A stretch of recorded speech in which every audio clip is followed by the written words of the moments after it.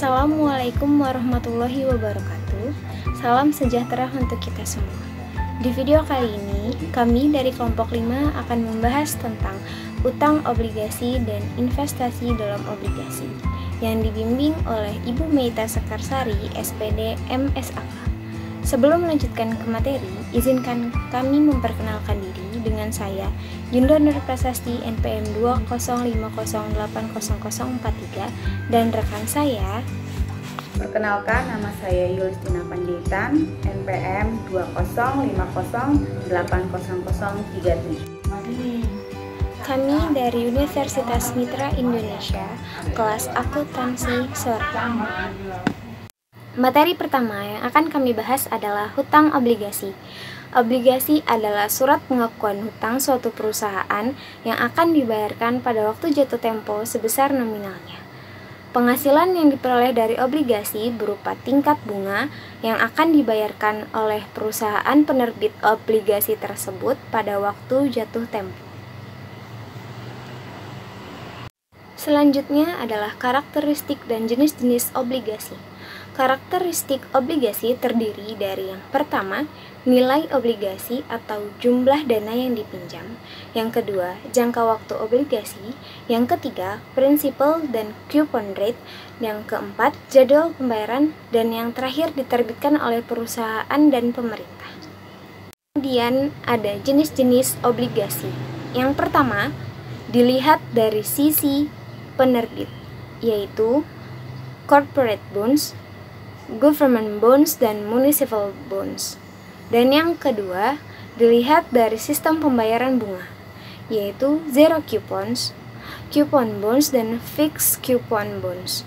Yang ketiga, dilihat dari hak penukar atau opsi, yaitu convertible bonds, exchangeable bonds, callable bonds, dan putable bonds.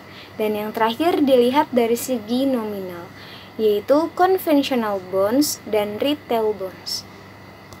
Selanjutnya, ada keuntungan dan kekurangan atau risiko obligasi.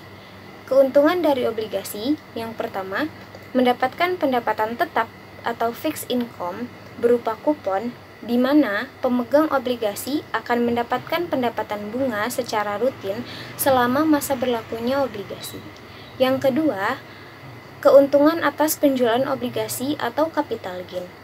Di samping penghasilan berupa kupon, pemegang obligasi dapat memperjualbelikan obligasi yang dimilikinya. Selain memiliki keuntungan, obligasi juga memiliki kekurangan atau risiko. Yang pertama, interest rate risk. Harga dari sebuah obligasi akan berubah pada arah yang berlawanan dari perubahan tingkat bunga. Jika suku bunga naik, maka harga obligasi akan turun. Begitu pula sebaliknya. Yang kedua, reinvestment risk. Variabilitas pada tingkat reinvestment akibat adanya perubahan pada tingkat suku bunga. Yang ketiga, call risk. Sebagian perusahaan menetapkan untuk menarik atau membeli obligasi yang diberikannya pada harga dan waktu tertentu. Yang keempat, default risk. Default risk juga berkaitan dengan risiko gagal bayar. Artinya, risiko penerbit obligasi yang mengalami kebangkrutan. Ada beberapa contoh soal dari hutang obligasi. Salah satu contohnya, cara menghitung obligasi dengan harga nominal. Misalkan, PT XYZ menerbitkan obligasi 5 tahunan dengan pokok 5 juta rupiah. Bunga 10% yang dibayarkan per setengah tahun atau 6 bulan. Tingkat bunga pasar 10% sehingga obligasi diterbitkan pada harga nominal. Bunga dibayarkan per setengah tahun sehingga tingkat bunga nominal adalah 5% atau 10% per 2. Dan tingkat bunga pasar juga 5% atau 10% per 2. Jumlah periode adalah 10 atau 2 periode per tahun dikali 5 tahun. Untuk menghitung pembayaran bunga pada tiap periode caranya mudah, yaitu imbalan bunga tiap periode sama dengan nilai nominal dikali tingkat bunga nominal per periode. Dari contoh soal di atas, nilai nominal obligasi adalah 5 juta rupiah dan tingkat bunga nominal adalah 5%.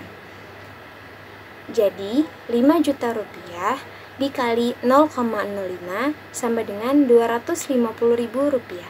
Maka, bunga yang dibayarkan di setiap periodenya adalah 250.000 rupiah. Investasi dalam obligasi.